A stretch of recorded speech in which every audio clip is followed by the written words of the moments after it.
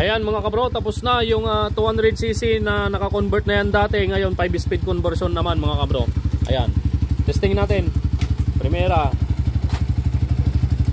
segunda, tercera, cuarta, quinta. Ayan o, so neutral.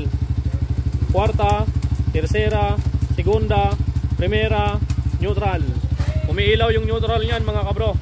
Ayan, binutasan natin yung shifting drum para may lagay natin yung neutral tanso. Cambio primera. Yun o. Ayos. Test drive by Fern. Si Nando umalis na. Ibang bagyo naman yung darating. Okay? Ayan o. Smooth yung makina ni Bossing ah. From Herona. Ayan.